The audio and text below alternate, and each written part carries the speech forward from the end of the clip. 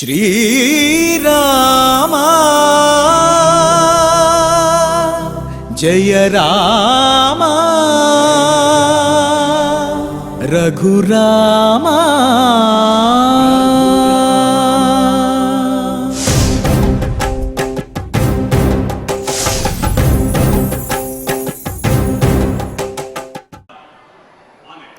ओं नमो वेंकटेशाय। दानवेन्द्र महामत्त गज पंचास्य रूपिणे नमोस्तु रघुनाथाय रामायापन्निवारिणे। లోక కళ్యాణం కోసం అవతరించి దుష్ట శిక్షణ చేస్తూ రావణ కుంభకర్ణాది రాక్షసులు అనే మదించినటువంటి ఏనుగుల యొక్క మదమును అణిచేటటువంటి సింహము వంటి పరాక్రమం కలిగినటువంటి వాడు, రఘుకుల శ్రేష్ఠుడు, భక్తుల యొక్క ఆపదలన్నింటినీ కూడా తొలగించేటటువంటి వాడు శ్రీరామచంద్రుడు. అటువంటి స్వామివారికి నమస్కరిస్తూ తద్రూపాంతరుడైనటువంటి శ్రీనివాసుని యొక్క అనుగ్రహంతో భక్తులందరూ కూడా వివాహాది సకల కళ్యాణములతోటి సత్సంతానాది సకల సంపదలతోటి వర్ధిల్లాలి అని ఆకాంక్షిస్తూ తిరుమల తిరుపతి దేవస్థానం వారు స్వామివారి సన్నిధానంలో నిర్వహిస్తున్నటువంటి శ్రీమద్ రామాయణం బాలకాండ పారాయణ కార్యక్రమంలో నేటికి మనం 278వ రోజులో ప్రవేశించాము. ఈనాటి మన బాలకాండ పారాయణ కార్యక్రమాన్ని ప్రారంభించుకుంటూ శ్రీ గురు ధ్యానపూర్వకంగా సమష్టిగా సత్సంకల్పం చేసుకుందాము. ఓం నమో వెంకటేశాయ. శ్రీ గురు ధ్యానం. గురుర్బ్రహ్మ గురుర్విష్ణు గురుర్దేవో మహేశ్వర గురుః సాక్షాత్ పరం బ్రహ్మ తస్మై శ్రీ గురవే నమః. శ్రీనివాస ధ్యానం. శ్రీ వెంకటాచలాధీశం శ్రియాధ్యాసితవక్షసం శ్రితచేతన మందారం శ్రీనివాసమహం భజే. అథ సంకల్పః.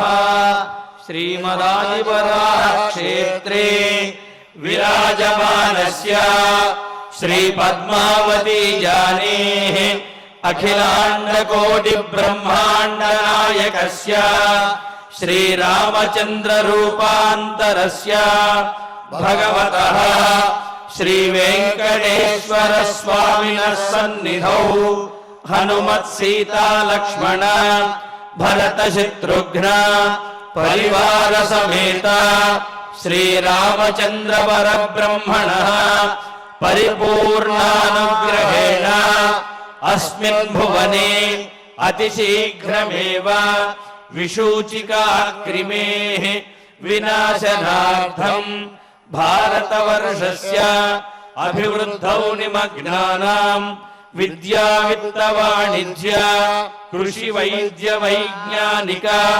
దేశరక్షణాది రంగేషు విద్యమానానాం ఆస్తిక మహాజనానాం సర్వేషాం సకుటుంబానాం ఆయురారోగ్యైశ్వర్య సద్బుద్ధి ఇత్యాది సర్వశుభఫల ప్రాప్త్యర్థం తేషాం సర్వతోముఖాభివృద్ధి ద్వారా శ్రీరామరాజ్యస్య పునర్వ్యవస్థాపనార్థం అనూఢానాం శీఘ్రమేవ వివాహ సిద్ధ్యర్థం దంపతీనాం అనుకూల దాంపత్య సిద్ధ్యర్థం సంతానార్థినాం శీఘ్రమేవ సత్సంతాన ప్రాప్త్యర్థం తతః పితృదేవతా ప్రీత్యర్థం గో సంరక్షణార్థం చ సకల సంపత్ప్రదే శ్రీమద్వాల్మీకి రామాయణాంతర్గతే బాలకాండే యథాశక్తి శ్లోక వ్యాఖ్యాన పురస్సరం 39 సర్గ శ్లోక పారాయణం తథా శ్రీ షణ్ముఖ ప్రజ్ఞావర్ధన స్తోత్ర పారాయణం శ్రీ ధన్వంతరి మంత్ర పారాయణం చ అన్యోన్య సాహాయ్యేన ఆచార్య ముఖేన కరిష్యామహే. శ్రీ వాల్మీకి ప్రార్థనా. వాల్మీకిర్ముని సింహస్య కవితావనచారిణః శృణ్వన్ రామకథానాదం को न याति पराङ्गतिम् श्री आञ्जनेय प्रार्थना यत्र यत्र रघुनाथ कीर्तनम् तत्र तत्र कृतमस्तकाञ्जलिम् बाष्पवारि परिपूर्णलोचनम् मारुतिम् नमत राक्षसान्तकम् श्रीरामायण प्रार्थना वेद वेद्ये परे पुंसि जाते दशरथात्मजे वेद प्राचेतसादासीत् साक्षात् रामायणात्मना श्रीराम प्रार्थना आपदामपहर्तारम् दातारम् सर्वसम्पदाम् लोकाभिरामम् श्रीरामम् भूयो भूयो नमाम्यहम् श्रीरामचन्द्र परब्रह्मणे नमः। अथ श्रीमद् रामायणे बालकाण्डे 39 सर्गः। श्री गुरुभ्यो नमः। श्री वेंकटेश चरणौ शरणं प्रपद्ये। श्रीरामाय नमः। एकैक योजनं पुत्राः विस्तारमधिगच्छत। సగర చక్రవర్తి యాగదీక్షలో ఉండగా 60,000 మంది పిల్లల్ని పిలిచి ఆ జరిగినటువంటి అనూహ్యమైన సంఘటనకు ఆశ్చర్యపడి ఎలాగైనా సరే ఈ క్రతువును సవ్యంగా పూర్తి చేయాలి అని ఆ పురోహితులు గురువులు వారందరూ ఉపదేశించగా ఆ యాగాశ్వాన్ని తెచ్చేటటువంటి బాధ్యతను 60,000 మంది పిల్లలకి అప్పచెప్తున్నారు. పెద్దలు పిల్లలకి బాధ్యతలు అప్పచెప్పినప్పుడు కొన్ని సూచనలు కూడా చేస్తూ ఉంటారు కదా. అబ్బాయి, మీరు 60,000 మంది కదా, ఒక్కొక్కరు ఒక్కొక్క యోజనాన్ని అంటే 8 మైళ్ళని చెప్తారు. 8 మైళ్ళ ప్రాంతాన్ని కొలతగా భావించి హద్దుగా ఒక్కొక్కరు అన్వేషించండి. ఇక్కడ అక్కడ ఇది అది అనే తేడా లేకుండా ఎలాగైనా సరే వెతికి పట్టుకునేటటువంటి పట్టుదలతో మీ అన్వేషణ కొనసాగాలి అన్నట్లు చెప్తున్నారు. ఓ పుత్రులారా, నిన్నటి రోజున మనం అనుకున్నాం, సుత శబ్దంతో చెప్పిన పిల్లలు అని అర్థం వస్తుంది. పిల్లల్ని చెప్పడానికి బోళ్ళు మాటలు, కానీ ఓ పుత్రులారా అని చెప్పడంలో తాత్పర్యం ఏమి అంటే పుతుత్ర, అందులో 2 భాగాలు ఉన్నాయి. వచ్చిన కష్టాన్ని ఎలాగైనా సరే మీరు ఏ కష్టానికి వెరవకుండా రక్షించేటటువంటి వారు అని వారి కర్తవ్యాన్ని వారికి సూచిస్తున్నట్లుగా వారి అవసరం ఎంతో ఇప్పుడు వారి యొక్క చేయూత అంటారే, కంట్రిబ్యూషన్ అని పిలుస్తూ ఉంటారే, వాళ్ళ యొక్క యోగదానం అంటారే, అది ఇప్పుడు ఎంత అవసరమో చూపిస్తున్నటువంటి సందర్భం అన్నమాట. కనుక ఓ పుత్రులారా, తల్లిదండ్రులకు అవసరాన్ని తీర్చడానికి ఆవిర్భవించినటువంటి తల్లిదండ్రులు ఎన్నో గంపెడు ఆశలు పెట్టుకున్నటువంటి ఆ ఆశలకు ప్రతిరూపములైనటువంటి మీరు ఏకైక యోజనం విస్తారం అధిగచ్చత, ఒక్కొక్కరు ఒక్కొక్క యోజనాన్ని ఒక ప్రాంతాన్ని పెట్టుకొని ఏం చేయాలి? యావత్ తురగ సందర్శ తావత్ ఖనత మేదినీం తంచైవ హయహర్తారం మార్గమాణాహ మమాజ్ఞయ అంటున్నారు. అంటే మీరు యావత్ తురగ సందర్శ, ఎంతవరకు ప్రయత్నిస్తే ఈ యాగాశ్వం యొక్క దర్శనం అవుతుందో, అది కనిపిస్తుందో అంతవరకు ఏం చేయమంటారు నాన్నగారు? తావత్ ఖనత మేదిని, ఈ భూమిని తవ్వైనా సరే మీరు వెతికి పట్టుకోండి, అన్వేషించండి, పదండి, ప్రయత్నించండి అన్నట్లుగా చెప్తున్నారు అన్నమాట. యావత్తురగ సందర్శ తావత్ ఖనత మేదిని తంచైవ హయహర్తారం మార్గమాణాః మమాజ్ఞయ. ఒక్కొక్క మాట తరువాత జరిగినటువంటి కథను, ఆ శ్లోకాల్ని మనం అర్థం చేసుకోవడానికి ఎంత బాగా ఉపయోగపడుతుందో. వీరు ఇలా ప్రయత్నించగా అంటే రాబోయే కథ ఒకసారి ముందుగా నేర్చుకుంటే మనకి మనశ్శాంతిగా ఉంటుంది. ఒకానొక సందర్భంలో యాగాశ్వాన్ని పట్టుకోగలుగుతారు మొత్తానికి. ఆ పట్టుకున్న సందర్భంలో ఆ దగ్గర ఎవరుంటారు? కపిలముని ఉంటారు అని అనుకున్నాం కదా. మరి ఆ కపిలముని పట్ల వీరు చాలా దురుసుగా వ్యవహరించినటువంటి సందర్భంలోనే కదా అనుకోని ఘోరం జరిగిపోయింది. అప్పుడు అంటే ఏదో మన వస్తువు పోగొట్టుకున్నామని అనుకున్నాం, దొరికింది కదా అని చెప్పి జాగ్రత్త పెట్టుకుని వచ్చేసి ఉంటే కథ వేరేలా ఉండేదేమో. నాన్నగారు చెప్పారు కదా ఏమని, తంచైవ హయహర్తారం, ఈ గుర్రపు దొంగని కూడా మీరు ఖచ్చితంగా వెతికి పట్టుకోవాల్సిందే, మీరు విడిచిపెట్టడానికి వీరలేదు అని. అంటే ఎవరైనా పోయిన సొమ్ములు దొరకాలి అని అంతమాత్రంతో తృప్తి పడేటటువంటి వారు లోకంలో చాలా తక్కువగా ఉంటారు. ఇంతటి వ్యథకు కారణమైనటువంటి వారిని కూడా వెతికి పట్టుకుని తగిన రీతిలో వారికి బుద్ధి చెప్పాలో శాస్తి చెయ్యాలో అనేటటువంటి ఆలోచనలు ఉంటాయి కదా. ఆ రకంగా ఇంత వేదనకు గురి చేసినటువంటి ఆ గుర్రపు దొంగను కూడా మీరు పట్టుకోవాల్సిందే అని చెప్తున్నారన్నమాట. తంచైవ హయహర్తారం మార్గమాణాహ. మార్గమాణాహ అంటే వెతుకుతున్న వారలై అని అర్థం. మార్గ అన్వేషణే అంటారు వైయాకరణలు.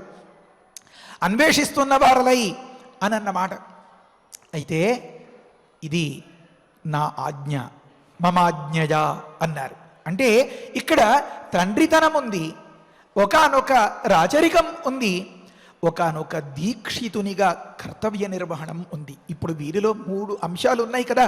ఆ 60,000 మంది పుత్రుల దృష్టితో చూస్తే తండ్రి గారు, మరి లోకం దృష్టితో చూస్తే రాజుగారు, మరి పురోహితులు అక్కడ ఉండేటటువంటి గురువుల దృష్టితో చూస్తే వీరు దీక్షితులు. కనుక వారి యొక్క దీక్ష పరిపూర్ణం అవ్వాలి అంటే ఎందుకు పరిపూర్ణం అవ్వడం? లోకక్షేమం కోసం. కనుక లోకంలో అందరూ సుఖంగా ఉండాలి అంటే ఏం చేయాలి? మరి ప్రజాకామః కదా. కనుక సకల లోకాలు సుఖంగా ఉండాలి అని పూనుకొని ఒకానొక యాగానికి దీక్ష వహించేటటువంటి తాను తండ్రిగా, ఉపాధ్యాయులు అందరి చేత ప్రేరేపింపబడినటువంటి దీక్షుతినిగా, ప్రజలందరూ ఎంతో ఆశగా ఎదురు చూస్తూ ఉండేటటువంటి ఒకానొక సగర చక్రవర్తిగా చెప్తున్నారన్నమాట.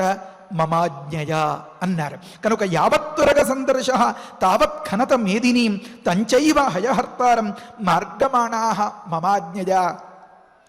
మీరంతా నిన్న మాటకి ఎదురు చూస్తూ ఉంటున్నారు బహుశా.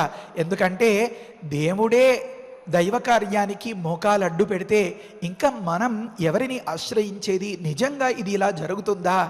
దాన్ని మనం కొద్దిగా అర్థం చేసుకోవాలి. వాల్మీకి మహర్షి మనకు చెప్పకనే చెప్పేశారు, ఆ చిక్కుముడి విప్పేశారు.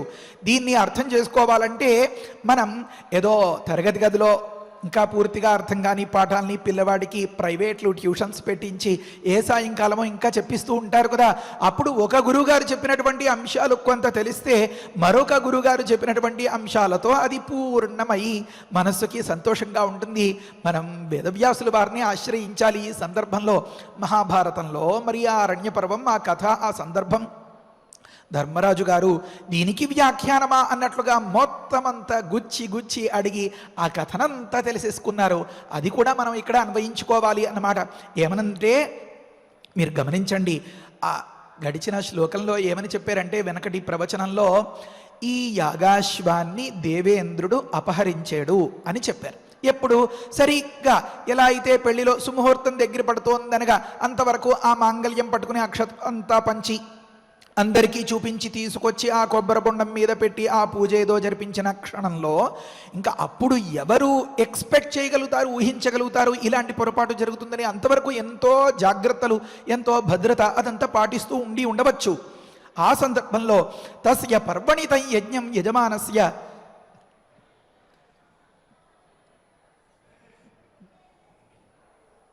అని గడిచిన శ్లోకాల్లో 7వ శ్లోకం ఉంది కదా, దాన్ని గమనించండి. ఏం చెప్పారు తర్వాత? తస్య పర్వణి తం యజ్ఞం యజమానస్య వాసవః అని చెప్పారన్నమాట.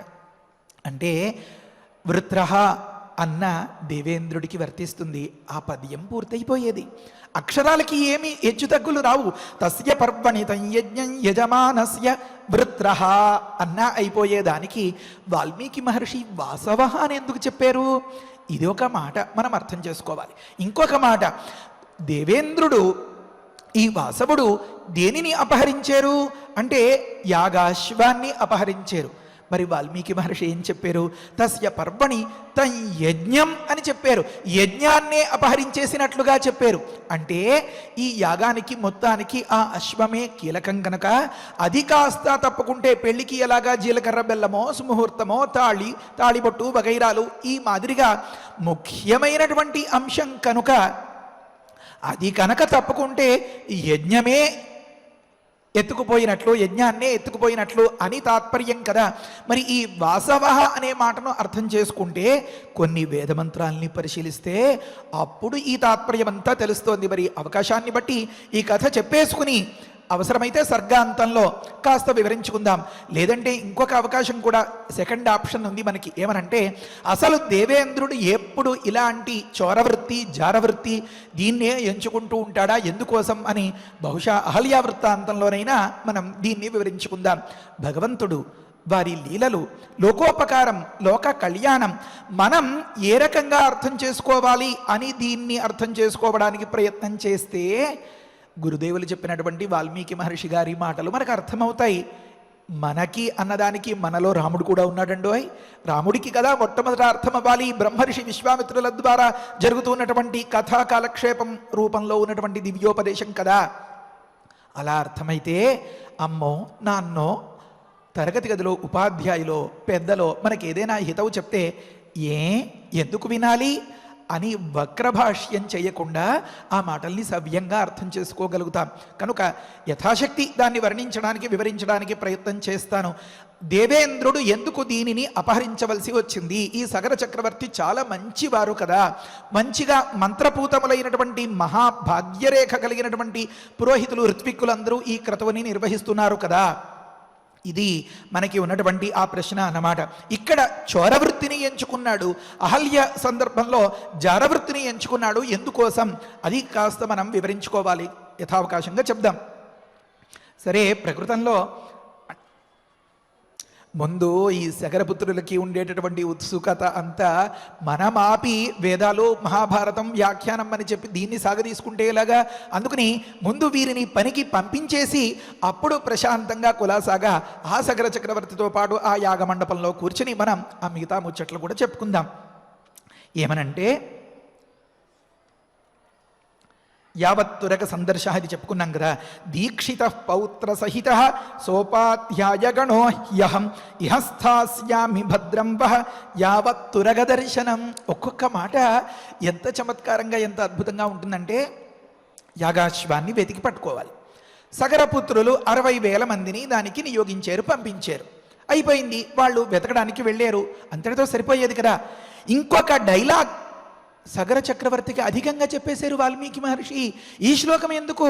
యావత్ దీక్షిత పౌత్ర సహిత సోపాధ్యాయగణో హ్యహం అంటున్నారు. నేను దీక్ష తీసుకుని దీక్షితుడిగా ఉన్నాను. అహం నేను పౌత్ర సహిత ఈ అంశుమంతుడితో కలిసి, సోపాధ్యాయగణ ఈ ఋత్విగణముతో కూడి, యావత్తురగ దర్శనం స్యాత్ ఎంతవరకు, ఎప్పటికి వరకు అయితే అశ్వం కనిపిస్తుందో ఆ అశ్వం కనిపించేంత వరకు ఇక్కడే ఉంటాను. ఇహ స్థాస్యామి అని చెప్తున్నారన్నమాట. అంటే అంతవరకు ఈ యాగాశ్వాన్ని సంరక్షించింది ఎవరు అంటే అంశుమంతులు వారు కదా. ఆ అంశుమంతుడు ఒక్కడే మహారథుడు, ఒక్కడు 10,000 మందికి ఎదురు లేకుండా సమాధానం చెప్పగలుగుతాడు. అలాంటి వాడు మహారథుడు, గొప్ప అస్త్ర శస్త్ర ప్రవీణుడు. ఈ విషయాలు, ఈ కథలన్నీ విన్నాం కదా. మరి ఇప్పుడు అంశుమంతుణ్ణి పంపించట్లేదా? లేదా అంశుమంతుడు కూడా మాకేమైనా తోడుగా వస్తాడా? మన పిల్లలకి ఏదైనా పని చెప్తామనుకోండి, అన్నయ్య నువ్వు కూడా రారా, అక్క నువ్వు కూడా రావే అని చెప్పి ఏదో ఒకలాగా కూడా పెట్టుకుని పిల్లలు సహాయం అనే పేరు చెప్పి తీసుకెళ్ళి అలా కబుర్లలో కాలక్షేపాలు చేస్తుండే సందర్భాలు మనం గమనిస్తాం కదా. దానికి చాలా పని ఉంది, దాన్ని ఇప్పుడు కదపడానికి వీల్లేదు, నువ్వు మాత్రమే వెళ్ళి సాధించుకునిరా అని చెప్తూ ఉంటారే. ఆ మాదిరిగా మాటలన్నీ కళ్ళతోనే జరిగిపోతున్నాయండి ఆశ్చర్యంగా. ఎలాగా? ఈ 60,000 మంది బహుశా ఒక్కసారి ఆ అంశుమంతుడి కేసి చూసి ఉంటారు. చూడరా మరి, ఒక్కరు ఇంతమందిని ఎదుర్కోగలిగినటువంటి సామర్థ్యంతో ప్రపంచమంతా కూడా యాగాశ్వాన్ని తిప్పి తిరుగు లేకుండా తీసుకొచ్చి యాగ సంకల్పం చేయించినటువంటి మహాయోధులు కదా అంశుమంతులు. కనుక నాయనా, వారు మీతో రారు, వారు నా దగ్గర ఉంటారు. పోనీ ఈ యాగమండపంలో వారిని ఉంచి సంరక్షణ కోసం మీరేమైనా వస్తారా నాన్నగారు మాతో? నేను కూడా రాను నాయనా, నేను రాలేను. ఏ రకంగా?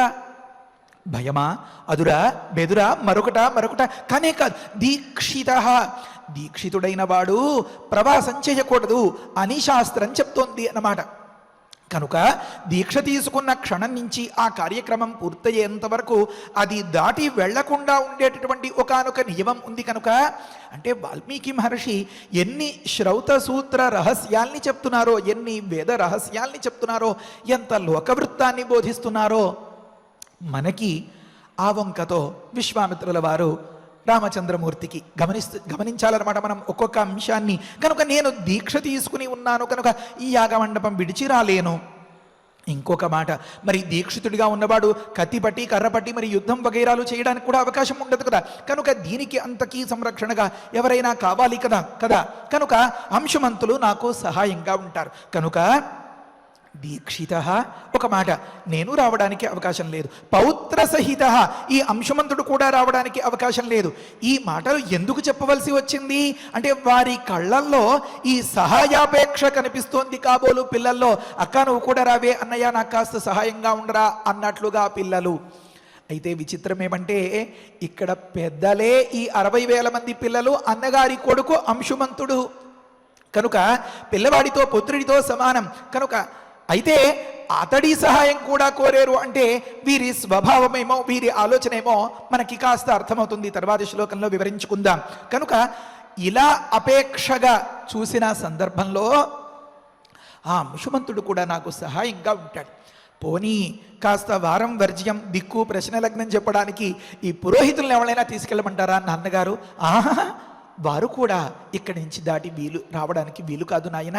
ఎందుకంటే వారందరూ కూడా ఈ యాగదీక్షను నిర్వహించడానికి నా చేత వరింపబడి ఇది పూర్తయ్యేంత వరకు ఒకనొక దీక్షా వస్త్రాలు కట్టుకుని ఒకనొక నియమానికి లోబడి ఉండి అలా ప్రవర్తిస్తూ ఉండేటటువంటి సందర్భాల్లో నేను కానీ ఈ అంశుమంతుడు కానీ ఈ గురువులు కానీ వీరు ఎవరూ తోడు వచ్చేటటువంటి అవకాశం లేదు. కనుక అన్న తాత్పర్యం ఉందన్నమాట. ఆ సగరపుత్రులకు ఆ 60,000 మందికి ఒక సమాధానం అయిపోయింది.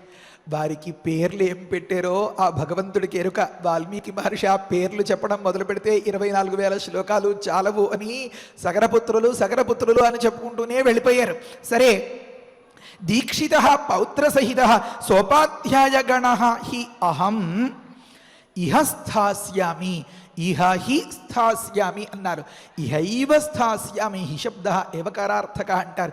నేను ఇక్కడే ఉంటాను, నేను రాను అని తాత్పర్యం అన్నమాట. వాళ్ళ ముఖంలో ఆ బెదురు కనిపించిందో ఏమో.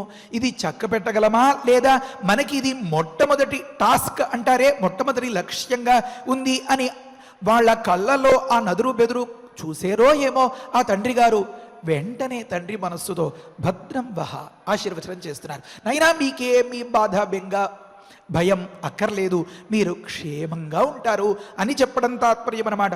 భద్రం వహ యావత్తురగ దర్శనం, ఈ యాగాశ్వం కనిపించేంత వరకు కూడా మీ అన్వేషణ కొనసాగాలి, మా యాగ దీక్ష కొనసాగాలి. ఇటు దీక్షాభంగం కానీ మీ ప్రయత్నలోపం కానీ ఉండకూడదు అన్నట్లు చెప్తున్నారన్నమాట. దీక్షిత పౌత్ర సహిత సోపాధ్యాయగణో హ్యహం ఇహ హి స్థాస్యామి అనుకున్నాం కదా. ఇహ స్థాస్యామి భద్రం వహ యావత్తురగ దర్శనం.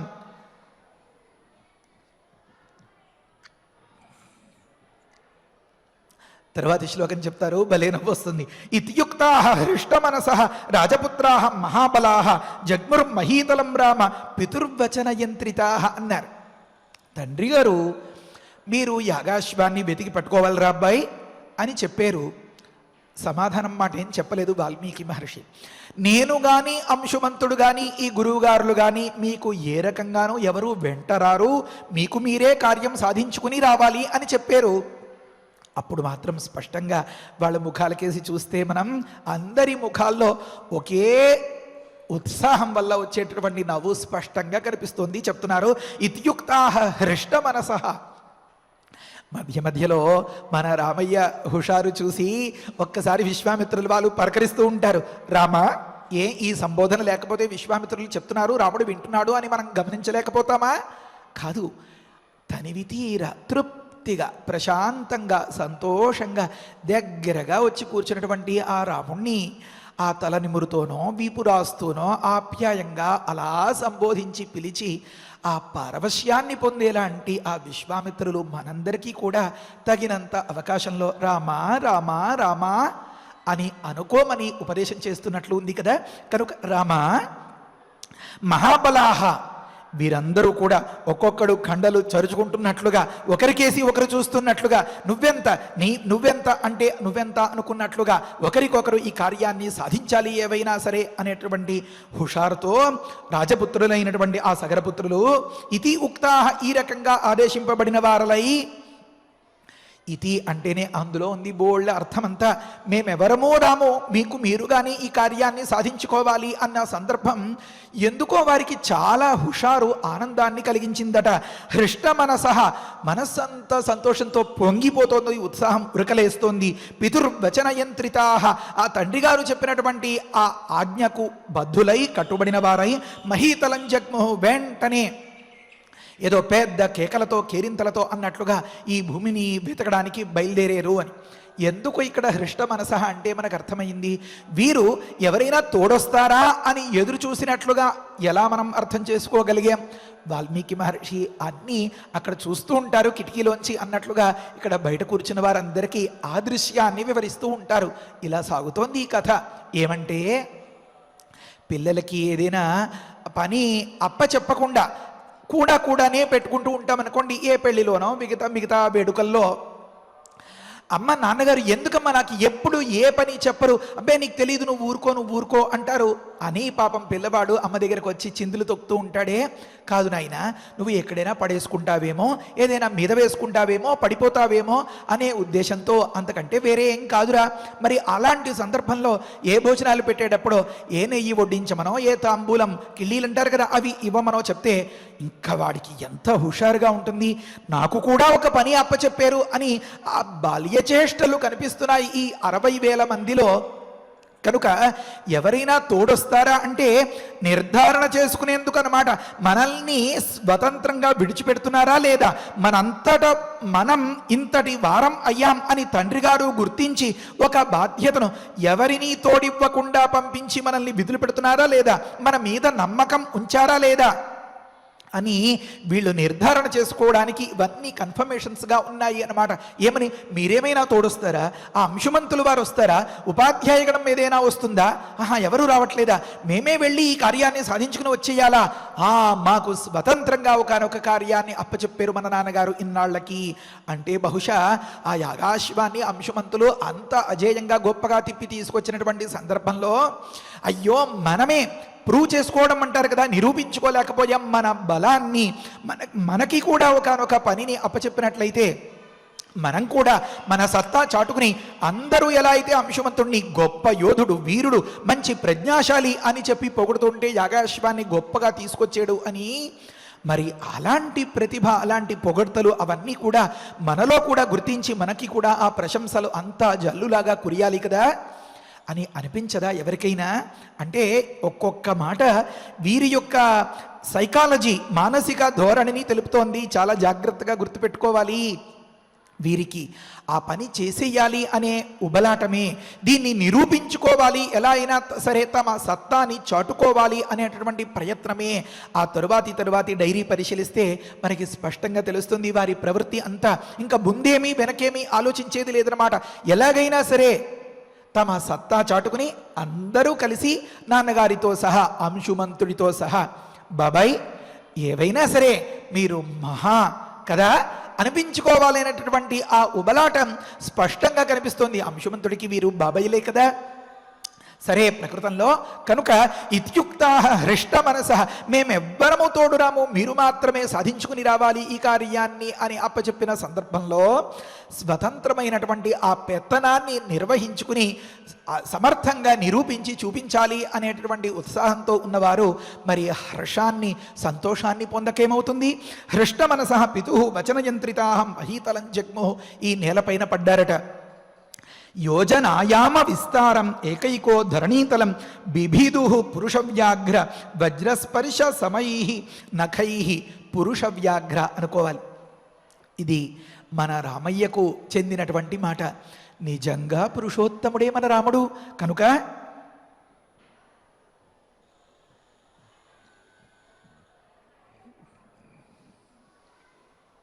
ఓ పురుషోత్తమ, వారు ఇలా పురమాయించినటువంటి సందర్భంలో ఏకైక ఒక్కొక్కరు, ఒరే నీ ఏరియా ఇది, ఒరే నా ఏరియా ఇది, ఒరే నువ్వు అక్కడ ప్రయత్నించరా, నువ్వు ఇక్కడ ప్రయత్నించరా అని ఒకళ్ళకొకళ్ళు సలహాలు ఇచ్చేసుకుంటూ ఒకరికొకరు ఎలా అయితే పిల్లల్ని నలుగురిని పిలిచి ఏదో బజార్ నుంచి తెచ్చినటువంటి వస్తువుల్ని ఆ కూరగాయల్ని కాస్త విడదీసి ఫ్రిడ్జ్లో పెట్టండిరా అంటే ఒకరికొకరు పోటీ పడిపోతూ అలాగా ఉరుకులు వేసుకుంటూ పరుగులు పెడుతూ ఆ వ్యవహారాలు చక్కబెట్టేటటువంటి తీరు చూస్తే వారి హుషారు ఉత్సాహమో అమ్మో ఇంత అంతా కాదనమాట.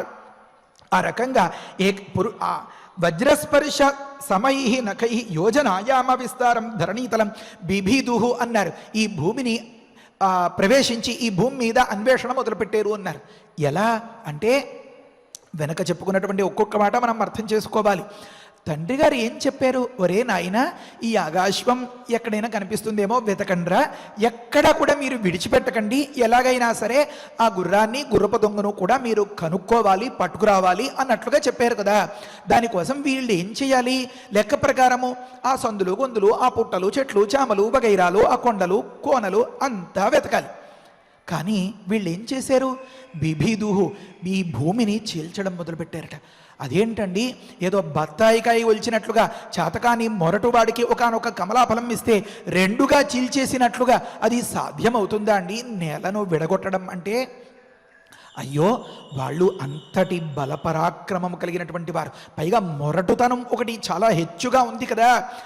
విషస్పర్శ వల్ల కదా సగరుల యొక్క ఆవిర్భావం, విషస్పర్శతో కలిసి కదా ఆ సగరుల యొక్క ప్రభావం ఒకలా వారి పుత్రుల యందు అసమంజసుల యందు ప్రవర్తిస్తే 60,000 మంది యందు మరొకలా దాని ప్రభావం కనిపించింది అని మనం గతంలో అనుకున్నాం కదా. దాన్ని దృష్టిలో ఉంచుకుంటే ఇప్పుడు ఈ విపరీత చేష్టలన్నీ మనకి సమాధానపడతాయి అన్నమాట. కనుక ఏకైక వారిలో ఒక్కొక్కరు వజ్రస్పర్శ సమై నఖై అన్నారు. ఈ భూమిని బిభీదుహు అంటే బిభీదుహు భేదించేశారు, చీల్చేశారు అన్నమాట. కొబ్బరికాయ పీచు ఒలిచినట్టుగా ఒక్కొక్క దగ్గర ఇలా పట్టి చీల్చేస్తూ ఉంటే దాని గురించి ఇంక తర్వాత వర్ణిస్తారు. బాబోయ్ అనిపించేలాగా ఉంది ఆ వాతావరణం అంతా. అంతలా చేయాలి అంటే వాళ్ళకి ఏమండి సాధనాలు అంటే, వేరే సాధనాలు ఏమక్కర్లేదండి వాళ్ళకి.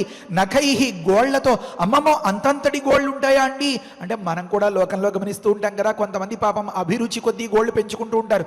ఒరే తగిలితే రక్తాలు వచ్చేసేలాగా అదేమిట్రా బాబు అలా పెంచుతున్నావు అని పెద్దవాళ్ళు అంటూ ఉంటారే, అదొక ఫ్యాషన్ అని వాళ్ళ ఉద్దేశం కావచ్చు. కనుక ఉపద్రవాన్ని కలిగించడంలో బాగా పెరిగినటువంటి ఆ గోళ్ళు అలా కనిపిస్తూ ఉంటాయి కదా, ఆ రకంగా ఉన్నాయండి వీళ్ళ నఖాలు. ఏ రకంగా వజ్రస్పర్శ సమై నఖై అన్నారు. అది ఒక్కొక్కటి దేవేంద్రుని యొక్క ఒక్కొక్క వజ్రాయుధమేమో అనిపించేలాగా ఉన్నాయి అన్నమాట. ఈ చేతి వేళ్ళు 5, ఈ చేతి వేళ్ళు 5, ఈ 10 వేళ్లను పెట్టి ఇలాగ చీల్చేయడం మొదలు పెడుతూ ఉంటే, ఒక కథలాగా చెప్పాలి అంటే మనకి ఈ దృశ్యం బాగా అర్థమవ్వాలి అంటే, ఏదో చిన్నపాటి క్లూ కోసమో చిన్నపాటి ఏదైనా పత్రం కోసమో ఒకానొక ప్రతినాయకుని తాలూకు బృందం అంతా ఒకానొక నాయకుడి ఇంటి మీద పడి అతడు లేనప్పుడు చింద్రవంద్ర చేస్తూ ఆ తరగడాలు వాటన్నింటినీ చింపేస్తూ ఆ పరుపులు ఎగరగొట్టేస్తూ మొత్తం ఇల్లంతా బీభత్సం చేసి ఎక్కడ పడితే అక్కడ కాగితాలు టీవీలు అవి బదలు కొట్టేస్తూ వగైరాలు చేసే బీభత్సం మనకి కనిపిస్తుందే. ఆ మాదిరిగా ఈ ఇంటికి ఎవరో ఒకానొక రకమైనటువంటి వాళ్ళు వచ్చి వెళ్ళారు అని స్పష్టంగా తెలిసేలాగా ఆ రకంగా చిందరవందరగా తయారు చేసేస్తున్నారు మొత్తం ఈ భూమిని అంతని కూడా. వజ్రస్పర్శ సమై నఖై, ఒక్కొక్క గోరు వజ్రాయుధంలాగా ఉన్నటువంటి సందర్భంలో ఆ నఖములతోనే ఈ పనికి ధరణీతలం అన్నారు. ఈ భూమిని అంతని బిభీదుహు చీల్చేస్తున్నారు. తరువాతి మాట, శూలై అశనికల్పైశ్చ హలైశ్చాపి సుదారుణై భిద్యమాన వసుమతి ననాద రఘునందన. పిల్లలకి ఏ కూరలైనా తరగాలి అని అనిపించింది అనుకోండి, సరే వాడి బాధపడలేక ఏ బంగాళదుంపలో వగైరా 1-2 అప్పచెప్పి సరేనైనా తరుగు అని అన్నారు అనుకోండి, కొంతసేపు వాళ్ళు చూస్తారు, ఆహా ఇది తెగట్లేదు, అమ్మ చేతిలో ఉన్నటువంటి ఆచాకు ఇంకా బాగా తెగుతుంది అంటారు. అబ్బెబ్బే అదంతగా లాభం లేదు, అది కూడా వాడేసి ఇంకొక దాంతో ఇంకా బాగా అవుతుంది అంటారు. వీడికి ఒక రకమైనటువంటి నైపుణ్యం కావాలి, కానీ అమ్మ చేతిలో చాకైతే నాన్న చేతిలో ఇంకొకటి కత్తిపీట అయితే లేకపోతే మరొక దగ్గర మరొకటైతే దాన్ని ఒడుపుగా ఉపయోగ ఉపయోగించగలిగితే అదే చాలు కదా. బహుశా వీరందరూ ఈ పని ఇలా చేస్తుండగా ఒరే ఇలా లాభం లేదురా, మన గోళ్లతో అయితే ఎప్పటికీ చేస్తానరా ఇలాగా అని చెప్పి ఒకరికి ఒక ఐడియా వచ్చింది కాబోలు. వాళ్ళని చూసి మరొకళ్ళు, వాళ్ళని చూసి మరొకళ్ళు. రఘునందన రాముల వారికేసి చూసి రాముణ్ణి పిలిచి మాట్లాడుతున్నారు గురుదేవులు బ్రహ్మర్షి విశ్వామిత్రుల వారు. అశనికల్పై వజ్రాయుధం లాంటి ఈ గోళ్లతో ఈ పూనుకుని ఈ పని చేస్తున్న వాళ్ళు కాస్త సమాధాన పడక, తృప్తి తీరక, సరిపోక అశనికల్పై శూలయిశ్చ అన్నారు. పెద్ద పెద్ద బల్లేలు కూడా పట్టుకొని వచ్చి వాటితో తవ్వడం మొదలుపెట్టారట. అబ్బెబే అదంతగా లాభం లేకపోతుంది అని చెప్పి సుదారుణై హలయిశ్చాపి అని అన్నారు. అంటే నాగళ్లను పట్టుకొచ్చి దారుణమైనటువంటి, అంటే పదునెక్కిన మొన కలిగినటువంటి ఆ నాగళ్లను పట్టుకొచ్చి ఈ భూమిని అంతని కూడా చీల్చేయడం మొదలుపెట్టారట. మనము కథల్లో అక్కడ గమనిస్తూ ఉంటామే, సినిమా పరిజ్ఞానం వల్ల ఉదాహరణలు బాగా దొరుకుతాయని చెప్తున్నా ఒక చిన్న మాట. ఒకానొక పిల్లో మీద చాకు గుచ్చి అలాగ లాగేసాడు అనుకోండి, ఆ దూది అంతా ఎగిరిపోతుంది అనుకోండి, ఎంత బీభత్సంగా ఉంటుందో. 60,000 మంది ఒక్కొక్కరు ఒక్కొక్క యోజనాన్ని కైవారంగా ఎంచుకుని 8 మైళ్ళ ప్రాంతాన్ని వాళ్ళ గోళ్లతో, వాళ్ళ వజ్రాయుధం లాంటి నఖములతో, వజ్రాయుధం లాంటి బల్యాలతో, శూలాలతో, ఇది కూడా చాలదు అన్నట్లుగా సుదారుణములైనటువంటి నాగళ్లతో అలా చీల్చి పారేస్తుంటే భిద్యమాన వసుమతి ననాద గగ్గోలెత్తిపోయిందట పాపం ఆ భూదేవి. తట్టుకోలేక భరించలేని బాధతోటి ఆర్తితో నాదం చేస్తోంది. నాగానాం మధ్యమానానాం అసురాణాంచ రాఘవ రాక్షసానాంచ దుర్ధర్ష సత్వానాన్ నినద అభవత. ఇంకా ఆ భయంకరమైనటువంటి ఆ గగ్గోలు పెట్టేలాంటి ఆ భూదేవి యొక్క ఆ ఆర్తనాదం చెవుల్లోంచి సర్దుకోలేదు, అంటే గ్యాప్ తీసుకోలేదు అన్నటువంటి సందర్భంలో ఇంకా వేల నాదాలు, భయంకరమైనటువంటి ఏడుపులు, దుఃఖాలు, పెడబొబ్బలు అని చెప్తే ఇంకా ఉచితంగా ఉంటుంది. ఆ పెడబొబ్బలు వినిపించాయట. ఏవవి అంటే, రాఘవ, ఓ రామ, మధ్యమానానాం, వీరు ఈ రకంగా నేలను చీల్చేస్తూ ఉంటే ఆ నేలలో దాగి ఉన్నటువంటి పాపం వానపావులు మాదిరి కొన్ని పాములు, కొన్ని రాక్షస జాతికి చెందినటువంటి, కొన్ని ఇంకా మిగతా జాతులకు చెందినటువంటి ఆ ప్రాణులన్నీ కూడా విలవిలలాడిపోయి ఒక దగ్గర వర్ణిస్తారు. కొన్నింటికి తలలు తెగిపోయి, కొన్నింటికి తోకలు తెగిపోయి, కొన్నింటికి వేళ్ళు, కాళ్ళు, చేతులు తెగిపోయి, కొన్ని మొండాలుగా మాత్రమే మిగిలి, కొన్ని గుండెలు చీల్చుకుపోయి, ఈ రకంగా మొత్తం చిన్న భిన్నమైపోయి చూసేవారందరికీ కూడా హృదయం ద్రవించిపోయి భగవంతుడా అనిపించేలాగా తయారైపోయిందండి ఆ పరిస్థితి అంతా.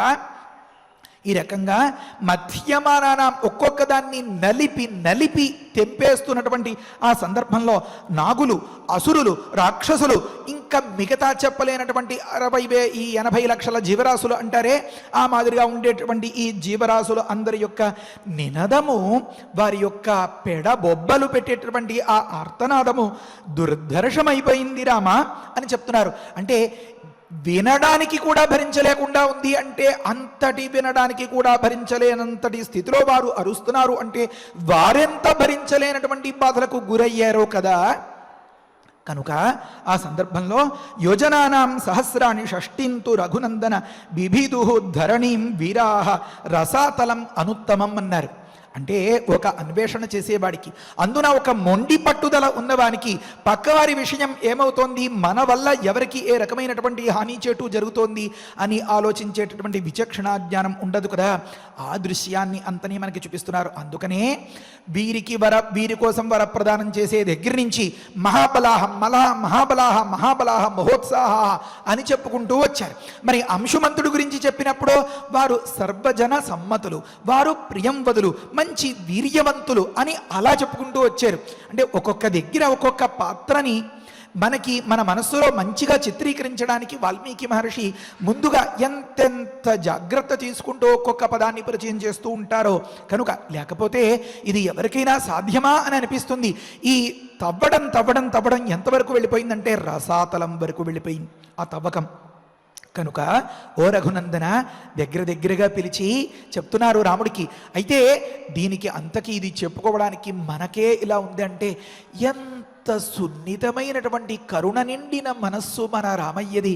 మన రామయ్య ఎలా తట్టుకోగలుగుతాడు? ఆ హృదయ విదారకమైనటువంటి గుండెల్ని చీల్చేసేలాంటి ఆ దృశ్యాన్ని అంతని. కనుక కాస్త ఓదార్పుగా, కాస్త తేరుకునేలాగా నువ్వు మరింతగా ఇన్వాల్వ్ అయిపోయి అంటారే, దీనిలో ఇమిడిపోయి ఆ కథలో దూరిపోయి ఇంతల్లా విని నీ మనస్సు పాడు చేసుకోకూడదు రామా. దీనికి పర్యవసానం, దీనికి ఒకానొక శుభప్రదమైనటువంటి ముగింపు, ముక్తాయింపు వస్తుంది తర్వాత అన్నట్లుగా రఘునందన రామ, వీరులైనటువంటి ఆ సగరపుత్రులు 60,000 మంది, యోజనానాం సహస్రాణి షష్టింతు, 60,000 యోజనాలుగా, అంటే యోజనం అంటే 8 మైళ్ళు అని అనుకున్నాం కదా, 60,000 ఇంటూ 8 అని లెక్క వేస్తే ఆ మొత్తం భూమి యొక్క కైవారం మనకే అర్థమవుతోంది. దానిని ధరణీం, ధరణి అంటే భూమి, ఈ భూమిని అనుత్తమం రసాతలం బిభిదు, ఇది అసలు పాతాళమా అనిపించేలాగా అంత గుంతలు పడిపోయేలాగా ఆ రకంగా తవ్వేసేరట.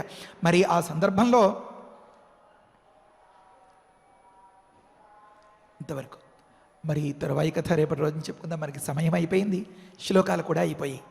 కనుక మనం తెలిసి తెలియక చేసినటువంటి పొరపాట్ల వల్ల ఏ ఉపద్రవాలు రాకుండా ఆ భగవంతుడు మనల్ని ఎప్పటికీ మంచిగానే వినియోగించేలాగా, ఎలా అయితే ఓ గొంగళీ పురుగునో రోకలి బండనో అవతల పడేయాలి అంటే ఆ దగ్గరలో ఉన్నటువంటి ఓ చిత్తు కాగితాన్నో ఓ చీపురు పుల్లను ఉపయోగించి గొంగళీ పురుగును బయటపడేసేటటువంటి వంకతో ఈ చీపురు పుల్లను కూడా బయటపడేసేస్తారు కదా, ఈ చిత్తు కాగితం కూడా బయటపడేసేస్తారు కదా. అలా లోకానికి అనిష్ట నివారణం కోసం మనల్ని ఒక చిత్తు కాగితంలాగా, ఒకానొక చీపురు పుల్లలాగా ఆ పరమాత్మ ఉపయోగించకుండా ఎప్పుడూ శుభప్రదమైనటువంటి సత్ఫలితం వచ్చేలాగనే మనలో దూరి దైవం మానుష రూపేణ అని అంటారు. కనుక 10 మందికి ఉపయోగపడేలాగా ఈ ఉపాధిని ఉపయోగించమని ప్రార్థించుకోవాలి ఈ వృత్తాంతం వినటువంటి సందర్భంలో. కనుక ఆ దైవ ప్రేరణ, దైవ లీల, ఆ దేవేంద్రుడు చేసినటువంటి ఆ చర్య చేష్ట, ప్రకృతంలో రాముల వారికి ఈ కథను అంతని ఉపదేశం చేయడంలో ఉండేటువంటి ఆంతర్యం, వీటన్నింటినీ మనం స్వామి యొక్క అనుగ్రహంతో సవివరంగా తరువాతి ప్రవచనాల్లో చెప్పుకుందాం. హరయే నమః. స్వస్తి. పారాయణ చేసుకుందాము. ఏకైకయోజనం ఏకైకయోజనం పుత్రాః విస్తారమధిగచ్చత యావత్ తురగ సందర్శః తావత్ ఖనత మేదినీం తంచైవ హయహర్తారం మార్గమాణాః మమాజ్ఞయా దీక్షితః పౌత్రసహితః సోపాధ్యాయగణః సోపాధ్యాయగణో హి అహం ఇహ స్థాస్యామి భద్రం వః యావత్ తురగదర్శనం ఇత్యుక్తా హృష్టమనసః రాజపుత్రాః మహాబలాః జగ్ముః మహీతలం రామ పితుర్వచనయంత్రితాః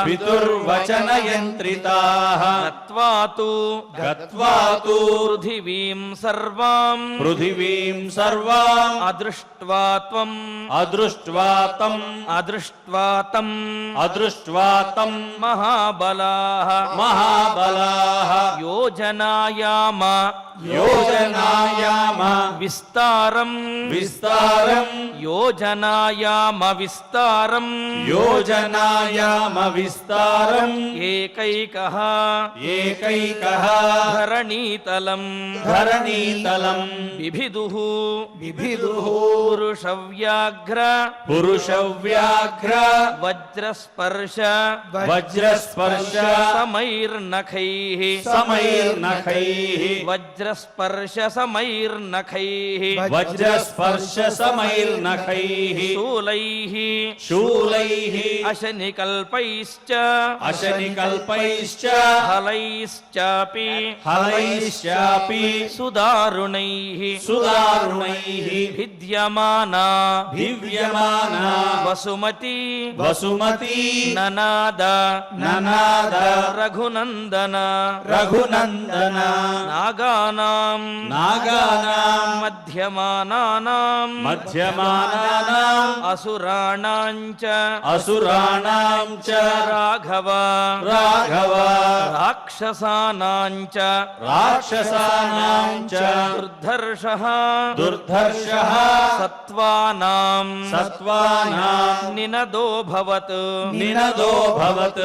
योजनानां योजनानां सहस्राणि सहस्राणि षष्टिं तु षष्टिं तु रघुनन्दन रघुनन्दन बिभिदुः बिभिदुः धरणीं वीराः धरणीं वीराः रसातलं रसातलम् अनुत्तमम् अनुत्तमम् इत्यार्षे इत्यार्षे श्रीमद् रामायणे श्रीमद् रामायणे बालकाण्डे बालकाण्डे एकोनचत्वारिंशे सर्गे एकोनचत्वारिंशे सर्गे अष्टौ श्लोकाः अष्टौ श्लोकाः రసరమ్యమైన రామాయణ ప్రవచనంలో సగరులు చేస్తున్నటువంటి అశ్వమేధయాగ ఆ సందర్భాన్ని మనం వివరించుకుంటూ ఉన్నాము.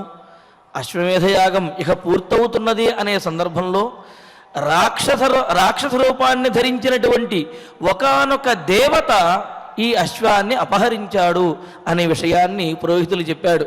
దానికి కారణం ఏమిటి అంటే, మరి దేవతే అపహరించి ఉంటాడు అని వారు ఖచ్చితంగా చెప్పడానికి కారణం ఏమిటి అంటే, యజ్ఞం చేసేటప్పుడు రక్షణగా ఆ యజ్ఞశాల చుట్టూ కూడా దేవతలనే ఆవాహన చేసి వారినే రక్షణగా ఉంచి ఈ యజ్ఞాన్ని కొనసాగిస్తారు. కావున రాక్షసులు యజ్ఞశాలలోకి ప్రవేశించేటటువంటి అవకాశం లేదు. కావున మనకు కనిపించినటువంటి వాడు రాక్షస రూపంగా ఉన్నప్పటికీ కూడా ఒకానొక దేవతే ఈ యజ్ఞాశ్వాన్ని అపహరించాడు. కావున దాన్ని వెతుక్కు రావాలి అంటే సగరులు వారు తన పుత్రులైనటువంటి ఆ 60,000 మందిని కూడా ఆజ్ఞాపించాడు. నాయనా, మేము దీక్షలో ఉన్నాం కావున మీరు వెళ్ళి ఆ యజ్ఞాశ్వాన్ని అన్వేషించి తీసుకురండి అని చెప్పారు. ఇందులో ఒక విశేషం ఏమిటి అంటే, సహజంగా యజ్ఞాశ్వాన్ని వెతుక్కురండి అంటే ఈ భూమండలం అంతా వెతకండి అని చెబితే బాగానే ఉంది. మరి భూమిని తవ్వి భూమి లోపల కూడా యజ్ఞాశ్వాన్ని వెతకండి అని చెప్పడానికి కారణం ఏమిటి? మరి ఆ విధంగా చెప్పడానికి ఏదైనా ప్రత్యేకమైన కారణం ఉన్నదా అంటే, దానికి కూడా ఒక కారణాన్ని మనకు పెద్దలు తెలియజేస్తున్నారు. ఏమిటి అంటే, పశ్చిమోత్తర శాఖీయమైనటువంటి వాల్మీకి రామాయణంలో పాఠాంతరంగా కొన్ని శ్లోకాలు కూడా కనిపిస్తున్నాయిట. కేనాపితు సదేవేన హృతోశ్వో నాగరూపిణ యోసౌ రసాతలగతో యదివాంతర్జలే స్థిత అని చెప్పి అన్నట్ట. అంటే మరి కొంతమందికి ఆ యజ్ఞాశ్వాన్ని అపహరించినటువంటి వారు రాక్షసులుగా కనిపించిన మరికొంతమందికి నాగరూపంతో సర్పాకారంతో కనిపించారుట. మరి సర్పములు రసాతలంలో భూమి అడుగున ఉంటాయి. కావున మరి సర్పాకారంలో ఉన్నటువంటి దేవత ఈ యజ్ఞాశ్వాన్ని అపహరించారు. కావున మరి వారి కోసం వెతకాలి అంటే ఊర్ధ్వలోకాల్లో వెతికితే ప్రయోజనం లేదు. సర్పములు అధోలోకములలో రసాతలములో ఉంటాయి. కావున ఈ భూమిని తవ్వి అయినా సరే ఆ యజ్ఞాశ్వాన్ని తీసుకురండి అని చెప్పి ఈ విధంగా సగరులు వారు ఆజ్ఞాపించడానికి ఇది కూడా ఒక కారణం అయి ఉంటుంది అని చెప్పి మనకు పెద్దలు చక్కగా తెలియజేశారు. మరి ఇటువంటి భావాలన్నీ కూడా కలిగినటువంటి శ్లోకాలను మనం పారాయణ చేసుకున్నాము. ఇక ఇప్పుడు ఫలశ్రుతి నుండి మంగళాంతం వరకు మనందరము కలిసి పారాయణ చేసి ఈ కార్యక్రమాన్ని సుసంపన్నం చేసుకుందాము. ఫలశ్రుతి కుటుంబ వృద్ధిం ధనధాన్య వృద్ధిం స్త్రియశ్చ ముఖ్యా సుఖముత్తమంచ శ్రుత్వా శుభం కావ్యమిదం మహార్థం ప్రాప్నోతి సర్వాం భువిచార్ధ సిద్ధిం. శ్రీరామచంద్ర పరబ్రహ్మణే నమః. అథ శ్రీషణ్ముఖ ప్రజ్ఞావర్ధన స్తోత్రం. యోగీశ్వరః మహాసేనః కార్తికేయః అగ్నినందనః సనత్కుమారः సేనానీ స్వామి శంకర సంభవః గాంగేయః తామ్రచూడశ్చ బ్రహ్మచారీ శిఖిధ్వజః తారకారిః ఉమాపుత్ర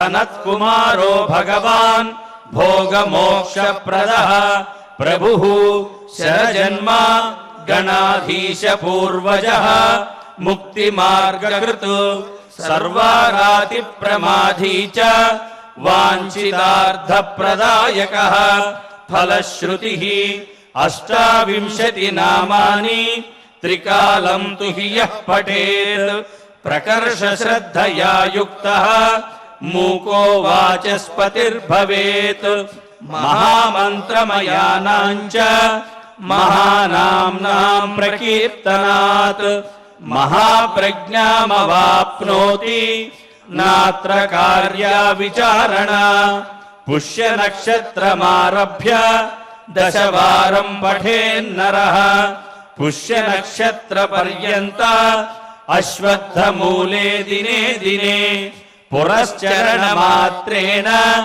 సర్వపాపైః ప్రముచ్యతే ఇతి శ్రీరుద్రయామల రహస్యే ప్రజ్ఞావర్ధన స్తోత్రం సంపూర్ణం. అథ ధన్వంతరి ధ్యానం అచ్యుతానంద గోవింద విష్ణో నారాయణామృత రోగాన్ మే నాశయాశేషాన్ ఆశు ధన్వంతరే హరే ఆరోగ్యం దీర్ఘమాయుష్యం బలం తేజోధియం శ్రియం స్వభక్తేభ్యోనుగృహంతం వందే ధన్వంతరిం హరిం. ధన్వంతరేరిమం శ్లోకం భక్త్యా నిత్యం పఠంతి యే అనారోగ్యం న తేషాం స్యాత్ సుఖం జీవంతి తే చిరం.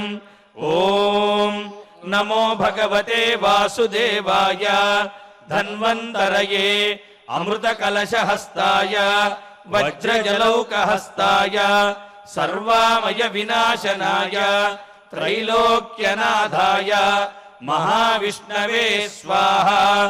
ఓం వాసుదేవాయ విద్మహే సుధాహస్తాయ ధీమహి తన్నో ధన్వంతరి ప్రచోదయాత్. అధ నవగ్రహ ప్రార్థనా ఆరోగ్యం పద్మబంధుర్వితరతు నితరాం సంపదం సీతరశ్మి భూలాభం భూమిపుత్రః సకలగుణయుతాం వాగ్విభూతిం చ సౌమ్యః సౌభాగ్యం దేవమంత్రి రిపుభయశమనం భార్గవః శౌర్యమార్కిః దీర్ఘాయుః సైంహికేయః విపులతరయశః కేతుః ఆచంద్రతారం అరిష్టాని ప్రణశ్యంతు దురితాని భయాని చ శాంతిరస్తు శుభం మేస్తు గ్రహాః కుర్వంతు మంగళం. అథ క్షమా ప్రార్థనా యదక్షర పదభ్రష్టం మాత్రాహీనం చ యద్భవేత్ తత్సర్వం క్షమ్యతాం దేవ నారాయణ నమోస్తుతే. అథ భగవత్ సమర్పణం కాయేన వాచా మనసేంద్రియైర్వా బుద్ధ్యాత్మనా వా ప్రకృతే స్వభావాత్ కరోమి యద్యత్ సకలం పరస్మై నారాయణాయేతి సమర్పయామి.